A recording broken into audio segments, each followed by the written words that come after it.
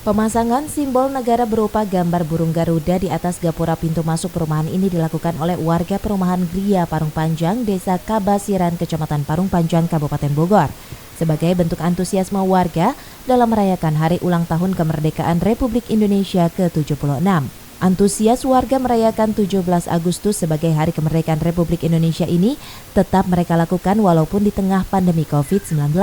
Melalui hiasan berbagai atribut merah putih ini, warga merasa optimis jika bencana pandemi COVID-19 akan sirna melalui semangat kesatuan dan persatuan pada saat perayaan 17 Agustus tahun ini. Dana yang digunakan untuk menghias permukiman didapat warga dari hasil menjual sampah rumah tangga ke sebuah bank sampah yang dikelola oleh warga perumahan. Dana yang terkumpul melalui penjualan sampah ini kemudian digunakan oleh warga untuk membeli berbagai atribut hiasan merah putih.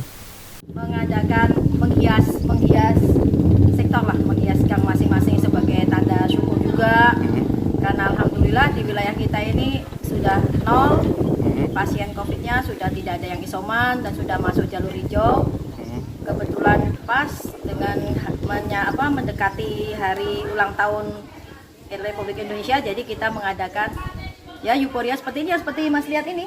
Menghias gang gitu, pasang-pasang spanduk, pasang bendera, itu luapan rasa syukur dan terima kasih aja.